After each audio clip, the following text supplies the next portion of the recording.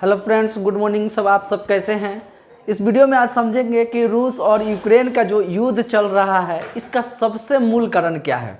यानी कि आज जो है बहुत ही भयंकर जो मंजर देखने को मिल रहा है, जो यूक्रेन में रसिया का तबातोड़ अटैक जो चल रहा है, आखिर इसका सबसे बड़ा कारण क्या है?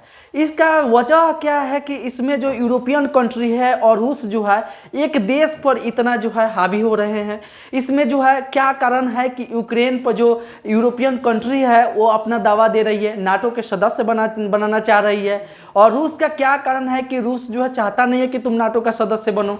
इस वीडियो में हम पूरी तरीके से समझेंगे कि हाँ क्यों जो है नाटो का सदस्य जो है रूस नहीं बनने देना चाह रहा है और यूरोप वाले चाह रहे हैं कि नाटो का सदस्य बने। इस वीडियो में हम पूरी तरह से अच्छी से समझेंगे। आप वीडियो पर नए हैं तो चैनल को सब्सक्राइब कर दिए ताकि हम जो भी अगर वीडियो डालें आपको अच्छी तरीके से पहुंच सके। चलिए हम पहले सब समझते हैं कि देखिए मेरे पास तो खैर मैप नहीं है, लेकिन हम ये मैप बनाए हुए हैं। इसमें देखिए ये बहुत बड़ा रूस है और ये अब यूरोपियन कंट्री है, यूरोप है। ये यूरोप एक महादेश के अंतर्गत आता है, लेकिन रूस एक महादेश न होते हुए भी क्या है, एक बहुत बड़ा इसका क्षेत्रफल है। देखा जाए तो रूस 1991 के बाद ये कई देशों में लगभग 15-14 भागों में ये बंट गया। उस देशों में से जब ये बंटा तो 91 के पहले जो था यूक्रेन भी एक रूस का ही हिस्सा हुआ करता था। यूक्रेन जो है रूस का ही हिस्सा हुआ करता था। लेकिन आज जो है यूक्रेन जब ये अपने देश में बंट गया तो ये देखिए यूरोप का जो मैप है और ये रूस का जो मैप है, यूरोप जो है इसको अपने गोद में बैठा कर रहना चाहता है और रूस चाहता है कि इस पर हम कब्जा न होने दें। आखिर ये सबसे बड़ा कारण क्या है कि यूरोप इसको गोद में बैठाना चाहता है, रूस चाहता है इस पर कोई हमला करे? इसके लिए सबसे बड़ा कोई कारण है ना, तो जो यूक्रेन के पास कोई एक ऐसा संपत्ति है जो दोनों को युद्ध करने पर मजबूर कर रहा है। यानी कि यूक्रेन के पास एक प्राकृतिक संसाधन मौजूद है। उसी प्राकृतिक संसाधन के लोभ से जो है ना दोनों जो है आपस में इसके लिए लड़ रहे हैं। सबसे बड़ा यही कारण है। तो चलिए एक एक चीज़ों को समझते हैं। रूस से जब यूक्रेन क्या हुआ, जब अलग हो गया तो उस समय जो था अलग होने के बाद एक छोटा सा शहर था क्रीमिया जो देश था उस धीरे धीरे रूस क्या किया, 1914 ईस्वी में इस पर अधिकार कर लिया। क्योंकि रूस यूक्रेन के पास और क्रीमिया के पास ये जो जगह है यूक्रेन का ही पार्ट है, यहाँ प्राकृतिक संसाधन और ये प्राकृतिक गैसें जो है जिसे सीएनजी कहा जाता है, ये भरपूर मात्रा में यहाँ मौजूद है। इसलिए इस पर यूरोपियन कंट्री चाहती है कि इससे जो है सबसे ज़्यादा हम लोग इससे फायदेमंद है, इससे ज़्यादा हम लोग फायदा ले। यानी कि गैसीय जो भंडार है यूरोपियन कंट्री चाहती है, जो भूमध्य रेखा से होते गुजरते हुए सारे देशों में यहाँ यूरोपियन कंट्री में ये गैसीय भंडार जो है पहुँचता है। इसीलिए यूरोपियन कंट्री चाहती है कि यह मेरा सदस्य बन के रहे। लेकिन रूस चाहता है कि नहीं, इस पर जो है प्राकृतिक संसाधन पर मेरा हक रहे। रूस क्या चाहता है, ये प्राकृतिक संसाधन जो है मेरा हक रहे। इसीलिए जो है 1914 ईस्वी में इस क्रीमिया नामक देश पर, यानी कि क्रीमिया नामक ये जो जगह है, ये रूस क्या किया, धीरे धीरे इस पर क्या किया, कब्जा कर लिया। और ये कब्जा करने के बाद रूस क्या किया, देखिए यूक्रेन यहाँ से यहाँ तक ये सटा हुआ क्षेत्र है, ये सब यूक्रेन है। तो यूक्रेन के कब्जा करने के बाद ये धीरे धीरे क्या कर लिया, ये इस वाले हिस्सा में, ये वाले जो हिस्सा देख रहे हैं, रूस इस पर कब्जा करने के लिए सोचने लगा। बात यह हो गया कि जैसे भारत और पाकिस्तान के जो सीमा है ना, किस तरह से भारत का ही देश था पाकिस्तान, और भारत के बगल में जो सटा हुआ देश है वो पाकिस्तान, कैसे वहाँ बॉर्डर सजा करता है। तो जिस तरह से भारत के जो पाकिस्तान के सीमा के बॉर्डर के पास रहने वाले लोग हैं वो किस तरह से कभी पाकिस्तान का सपोर्ट करते हैं, कभी इंडिया का सपोर्ट करते हैं, उसी प्रकार जो है रूस इस पर धीरे धीरे अधिकार कर रहा था। इस पे जो है रूस 4 सैनिकों के जो है मार गिराया, जिसके चलते यहाँ के रहने वाले जो वासी थे वो चाहते थे कि हम रूस में मिल जाए, कभी चाहते थे रूस में मिल जाए, कुछ चाहते थे कि हम यूक्रेन में रहे। वो जगह का नाम था लुहांस्क और डोनेट्स्क, जो कि आपको डोनबास रीजन के अंतर्गत आता है। क्या नाम था इस जगह का नाम? Luhansk and Donetsk. दो ऐसे जगह थे जो कि यूक्रेन का ही पार्ट थे, जो कि ये पूर्वी क्षेत्रों में थे, यूक्रेन के पूर्वी क्षेत्रों में। तो रूस नहीं चाहता था कि पूर्वी वाले क्षेत्र में किसी भी यूरोपियन कंट्री का राज हो। तो इसको क्या किया, 1914 में क्रीमिया पर अधिकार कर लिया। और ये जो है उसके बाद इसका टारगेट रहा, रूस का टारगेट ये लुहांस्क और डोनेट्स्क पर, जो कि डोनबास के रीजन के अंतर्गत आता है। इस पर क्या किया, अधिकार करने लगा। रूस क्या किया, 4 सैनिकों को मार गिराया। और 4 सैनिकों के मार, तो भाई अगर इस तरह का युद्ध होता है तो पूछा गया भाई लोगों से कि आप जो है किधर रहना चाहते हैं। तो ये लोग जो थे, क्योंकि रूस के ही मूलवासी थे, क्योंकि बगल में सटे हुए थे, इन लोगों का वंशानुगत नहीं होता, उसी प्रकार जो है ये चाहते थे कि हम रूस में मिल जाए, है ना। किस तरह से कश्मीरी वाला चाहता है कि हम पाकिस्तान में मिल जाए, उसी तरह से ये भी चाहता था कि हम जाके रूस में मिल जाए। तो इस पर जो है यूक्रेन नहीं चाहता था कि ये मिले। तो यूक्रेन जो है, यूक्रेन मतलब यूक्रेन के जो वासी थे इन लोगों से मिलना चाहते थे। अब देखिए यही सबसे बड़ा कारण था। उसके बाद क्या हुआ कि यूक्रेन जो है एक नाटो सदस्य का, जो नाटो का सदस्य बनाने के लिए यूरोपियन कंट्री में नाटो का सदस्य चुना गया कि नाटो एक ऐसा संगठन है जिसका full form North Atlantic Treaty Organization होता है, जिसकी स्थापना 4 अप्रैल 1949 ईस्वी को की गई थी। ये नाटो के सदस्य में लगभग 29 देश है, और यूक्रेन को मिला दिया जाए तो 30 गो देश है। तो यूक्रेन अभी पूरी तरह से इस बना नहीं है। तो यूक्रेन जो है, अगर ये सब कुछ हो गया, चाहता है कि हम बन जाए, इसका झुकाव जो है यूक्रेन का यूरोपियन कंट्री की तरफ है, और रूस नहीं चाहता है कि इधर आने दे। यही कारण होता है कि सबसे बड़ा विवाद का कारण, रूस चाहता है कि यूक्रेन यूरोप में ना जाए, क्योंकि ये चाहता है, यूक्रेन के जो राजा है, राजा जो हैं वो चाह रहे हैं कि हम राष्ट्रपति जो है कि हम यूरोपियन कंट्री में मिले, लेकिन रूस वाले चाह रहे हैं कि नहीं है, क्योंकि यहाँ एक प्राकृतिक संसाधन है ना सबसे बड़ा, अगर इसे मिल के रहेगा तो इसका अपना अधिकार रहेगा। यही सबसे बड़ा कारण है, मुद्दा, मेन लड़ाई का मुद्दा यही है, समझ गए होंगे। तो इसकी नाटो का जो नॉर्थ अटलांटिक ट्रीटी ऑर्गेनाइजेशन की स्थापना 4 अप्रैल 1949 के की गई थी।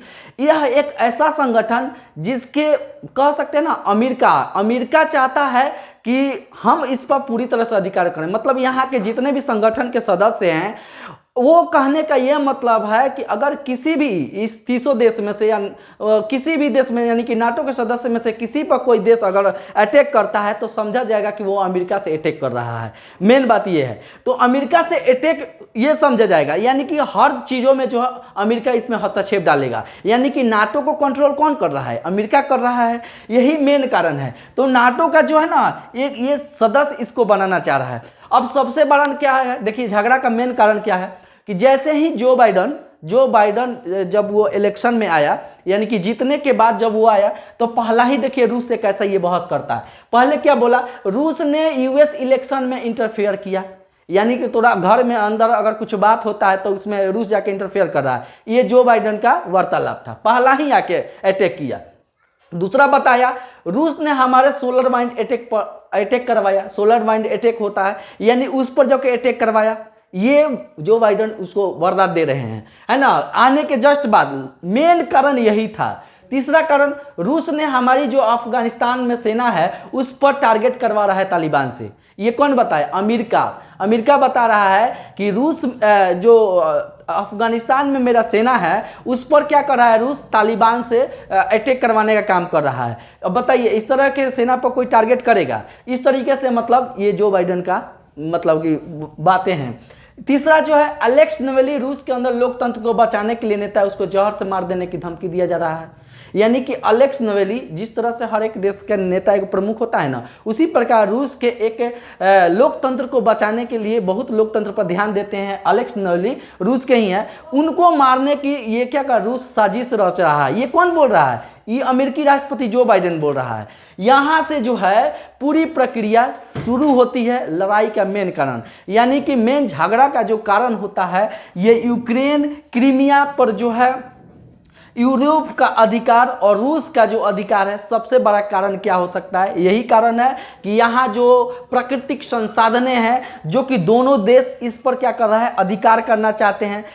मेन कारण यही नहीं है, यूक्रेन को जो है यूरोपियन कंट्री मिला रही है, मेन कारण यही है। और ये भी चाहती है कि इस प्राकृतिक संसाधन पर हमारा अधिकार रहे, और यह भरपूर मात्रा में है, क्योंकि यूरोपियन कंट्री में ये पूरे जगह से यहाँ से जाता है। समझ गए होंगे। तो यही कारण है युद्ध का मेन कारण, और यही कारण है कि आज के डेट में आज 11वां दिन है और युद्ध बहुत से बहुत भयंकर रूप ले लिया है। और इसमें सबसे पहले देख लेते हैं कि इस युद्ध में किसके पास सैन्य शक्ति काफ़ी अधिक है, जो कि अगर युद्ध बहुत ही हद तक गुजर जाएगा तो फिर क्या होने वाला है। देखिए कारण यह है, यूक्रेन, देखिए यूक्रेन तो सदा से नाटो का अगर बन जाता है तो अब पता ना इसका लोग सहयोग करेगा या नहीं। ये तो कानून बनाया गया, ऑर्गेनाइजेशन किया गया कि भाई नाटो देश पर कोई भी देश अगर हमला करता है तो उस पर पूरी तरीके से सहयोग किया जाएगा। लेकिन अभी के डेट में कुछ उतना सहयोग नहीं कर रहा है। रूस जो है अकेले सभी को धमकी देता है, बोलता है कि अगर इसके पूर्वी क्षेत्रों पर कोई अगर बहस करेगा तो समझा जाएगा कि वो रूस से लड़ाई कर रहा है। यानी कि रूस ऐसे सभी लोगों को जो नाटो के सदस्य हैं वैसे धमकी दे रहा है। तो देखिए रूस का जो क्षेत्रफल है देखा जाए तो इसकी आबादी 14.6 करोड़ है, जबकि यूक्रेन की आबादी 4.1 करोड़ है। इसका क्षेत्रफल जो है 1,71,25,091 वर्ग किलोमीटर में है, जबकि इसका जो है 6,03,505 वर्ग किलोमीटर में है। राजधानी इसकी जो है रूस की मास्को है, यूक्रेन की राजधानी क्यू है। भाषा जो है यहाँ रूसी बोली जाती है, यूक्रेन में जो भाषा बोली जाती है यूक्रेनी बोली जाती है। सेना की ताकत की बात की जाए, अगर युद्ध हो रहा है तो इसमें सबसे ज़्यादा भयंकर जो है वो रूस है किसी तरह से। इसका सशस्त्र बल लगभग 9 लाख है, जबकि यूक्रेन का देख लीजिए 2,09,000 ही है। 2,09,000 ही इसके सशस्त्र बल सेना है। सशस्त्र बल सेना जो होता है तीनों सेनाओं को मिलकर बना होता है। यह ऐसी सेना है जो किसी भी हद तक बर्दाश्त देने के लिए काफ़ी होती है। यानी कि इसका जो ताकत होता है ना ये हर क्षेत्रों में होता है। इसके अंतर्गत जो होता है ना किसी भी जगह को ये अंजाम देने के लिए काफ़ी होती है। तो ये सशस्त्र बल सेना है। आर्मी जो है इसकी 2.8 लाख है, जबकि इसका 1.45 लाख है। समझ सकते हैं कि इसका जो है यूक्रेन कुछ भी नहीं है इसके सामने। लेकिन यूक्रेन जो लड़ाई लड़ रहा है ना सबसे मेन कारण है कि वो इनके सहयोग से जो है लड़ाई लड़ रहा है कि हमको नाटो देश सहयोग करेगा, नाटो देश सहयोग करेगा तो हम भरपूर तरीके से इसमें सहयोग हो जाएंगे और लड़ाइयाँ लड़ेंगे। लेकिन जो है अभी तकले जो लड़ाई हुआ है उसमें जो है किसी प्रकार का कोई सहायता नहीं मिल रहा है। थोड़ा मोड़ा जो अगल बगल के देश है कुछ हेल्प कर रहे हैं, नहीं तो कोई इसका हेल्प नहीं कर रहा है। रहा बात रूस जो है, रूस के अगर कोई देखा जाए तो कौन सा देश सहयोग कर सकता है, तो देखिए चीन की बात है, भारत की बात है, तो चीन जो है कभी भी खुलकर जो है रूस का सहयोग नहीं कर सकता है। आप सोच रहे होंगे कि भारत जो है, भारत भी रूस का सहयोग कर, ठीक है भारत एक कर्जदार है, भारत का हर परिस्थिति में जो है रूस क्या हुआ सहयोग किया है, तो आप सोच रहे हैं कि कर्जदार, लेकिन भारत जो है कभी भी ओपन तरीका से कभी भी सहयोग नहीं कर सकता है। सबसे बड़ा कारण है कि चीन भी करेगा तब पीछे से करेगा, भारत भी करेगा तब पीछे से करेगा, क्योंकि इसको सबसे बड़ा डर किसी है तो अमेरिका से है। अमेरिका से लड़ाई को लेकर नहीं, इनके संबंध खराब ना हो जाए। चाइना का चाहे भारत का संबंध अच्छा जो चल रहा है वो खराब ना हो जाए, इसीलिए डायरेक्टली रूप से रूस है, रूस पर डायरेक्टली रूप से कोई इसका सहयोग नहीं कर सकता। लेकिन रूस जो है अभी तक इसको किसी चीज़ की ज़रूरत नहीं पड़ा है, किसी देश की सहयोग की जरूरत नहीं पड़ा है, और ये अकेले ही अभी जो है युद्ध में लड़ाई लग रहा है। इसका अनेकों प्रकार का मिसाइलें, अनेकों प्रकार का टैंक, अनेकों प्रकार का एटम बम्स इनके पास बहुत ही अधिक मात्रा में मौजूद है, और ये अभी भी यूक्रेन को संभालने के लिए काफ़ी है। इस हद तक ये कभी भी किसी भी हद तक ये रूस जो है यूक्रेन पर कुछ भी कर सकता है। समझ गए होंगे। अब इसमें देखिए जो नौसेना की बात की जाए तो इसका 1 लाख इसका 11,000 है कि नहीं। रॉकेट फोर्स काफ़ी खतरनाक लोग होते हैं।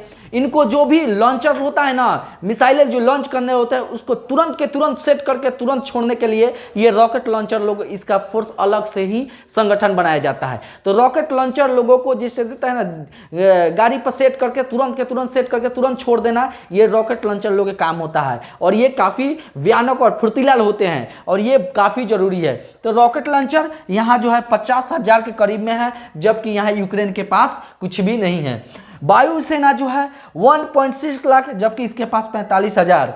एयरबॉर्न एयरबर्न्स के अंतर्गत जो भी अगर कोई मिशन चलाया जाता है, उस मिशन के अंतर्गत एयरबर्न्स वाले जो होते हैं, जैसे कि मानते हैं पहाड़ी क्षेत्रों में युद्ध हो रहा होगा, उस पहाड़ी क्षेत्रों में उनके जितने भी मिशन है उसको पहुंचाना, उनको ज़रूरत के चीज़ों को पहुंचाना, और जो सामान्य है घटती बढ़ती उस चीज़ों को ले जाना एयरबर्न्स लोग का काम रहता है। और ये अलग से इसका संगठन बनाया जाता है और युद्ध के काम ये बहुत लोग आते हैं। ये एयरबर्न्स वाले जो होते हैं हर परिस्थिति में हर चीज़ें जो है ये जो है कहीं भी हवाई यात्रा कर सकते हैं, कहीं भी जा सकते हैं। तो ये काफ़ी है। इनकी जो संख्या है वो रूस में 45,000 है, जबकि ये यूक्रेन में 8 से करीब है। तो ये है रूस और यूक्रेन के सबसे युद्ध का मेन कारण कि यह इसके अंतर्गत दोनों देश का लोभी होना, यानी कि रूस भी इस पर चाहता है अधिकार करें और यूरोपियन कंट्री नाटो के सदस्य भी चाहती है इस पर अधिकार करें। इसका सबसे मेन कारण है यहाँ पाए जाने वाले जो गैसीय भंडार है, जो सीएनजी है, जो प्राकृतिक संसाधन है, उन सब चीज़ों पर ये दोनों देश अधिकार करना चाहता है। मेन कारण यही है। बिना लोभ के कोई भी देश किसी को कैसे सहयोग कर सकता है? किसी को ऐसे नहीं है किसी पर कोई कब्जा कर, नेपाल पर कोई काहे नहीं अधिकार करता है। नेपाल के पास कुछ कोनो संसाधन नहीं है। जो देश के पास कोई खास चीजें होगा तभी ना उस पर कोई अधिकार करना चाहेगा। तो मेन अधिकार करने का यही बात है और कोई रीजन नहीं है। अगर इसके पास यूक्रेन के पास अगर इस तरह की व्यवस्था नहीं होता तो इसको कोई पूछता नहीं। ये भी तो एक सदस्य था। लेकिन एक बात जान लीजिए, रूस जो है, रूस के बाद यूरोपियन कंट्री में दूसरे नंबर पर इसका स्थान है। लेकिन ये धीरे धीरे अभी डेवलप कर रहा है, क्योंकि ये अभी 91 के बाद ही बना हुआ है। तो इसमें जो है धीरे धीरे डेवलपमेंट आएगा, ये भी शक्तिशाली धीरे धीरे हो जाएगा। लेकिन युद्ध जो होता है ना, किसी भी देश को पूरी तरह से घसीट कर खराब कर देता है, यानी कि उनका सारा चीज बर्बाद कर देता है। युद्ध होने से बहुत तरह का क्षति होता है। तो इस वीडियो में आप बड़ी बात ये चीज़ों को समझ गए होंगे कि मेन युद्ध का कारण क्या था, इसमें नाटो सदस्य क्यों इन्वॉल्व होना चाहती है, नाटो सदस्य क्यों इसके लिए लोभी है यूक्रेन के लिए। आप भली बात समझ गए होंगे। चलिए मिलते हैं अगले वीडियो में। जय हिंद।